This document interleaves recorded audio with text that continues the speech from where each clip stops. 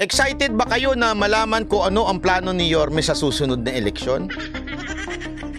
Alam nyo, mga kababayan, nag-uusap kami nung ilang tao na dahil dun sa interviews nung Tuesday, medyo maraming nagalit. Kasi nga, magkakaiba kami. Siga Coach Oli, Boss Dada, at saka ako. Magkakaiba kami ng pananaw kasi hindi kami nag-uusap. Hindi kami nag-uusap. Anong side mo? Anong side mo? Before the SMNI, hindi ako nagsasalita. Nag-o-observe lang ako. Kasi nga, sabi ko nga, ako yung tipo ng taong wala pakialam. Gets nyo? Wala akong pakialam kung yung mga tao hindi magustuhan yung sasabihin ko. Bakit to? Hindi ako nabubuhay sa mundo na to please people. I am here to tell you the truth.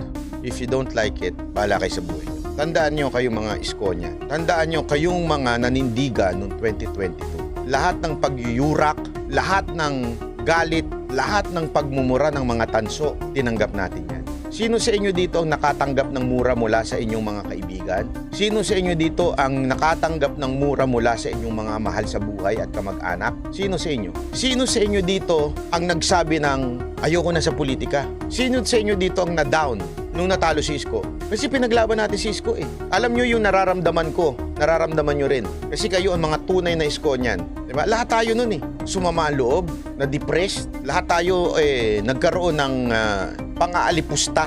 Natandaan nyo yun? And yet, you remain with us, Banateros. Hindi kayo bumitaw. Yan ang katotohanan. Sino dito ang hindi bumitaw kahit kayo inalipusta, binugbog, binastos, niyurakan at inapak-apakan? Sino dito ang nanatiling Banateros mula simula? Di ba kayo? Kayo ang nakakaintindi ng pinagdadaanan natin. And I don't give a doon sa mga opinyon ng mga sarado isip. Tandaan niyo yan, matibay ho ang Banateros. Kasi may mga naririnig ako dyan, wala kayo mga Banateros kayo. Galit kayo kay Maharlika dahil insecure kayo kay Maharlika. Hindi, wala kami pakialam.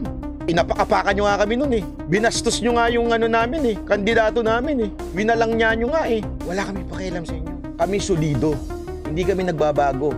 Kayo ang pabago-bago. Nung hindi kayo nabigyan ng pagkakataon, nagpalipat-lipat kayo. Pero itong mga kausap ko ngayon, yung mga tunay na Banateros, tunay na mga Isko niyan, hindi kayo nagpalipat-lipat. Na-appreciate ko yan. Kaya asahan nyo, hindi magbabago ang Banateros. Asahan ninyo na kami ay nanatiling nandito at doon lang tayo sa katotohanan. Nagsama-sama tayo dahil sa isang bagay. Dahil seryoso tayo.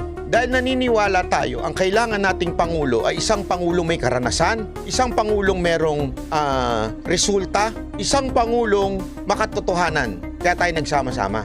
Gusto natin, marami sa atin ha, gusto kasi yung ginawa ni Pangulong Duterte at nakita natin kay Yorme yung ginawa ni Pangulong Duterte. Nakita natin yon sa buhay ni Yorme. Kaya nga, anong tema natin nun? Panalo. Lahat posible. Ganun tayo nun eh. Posible.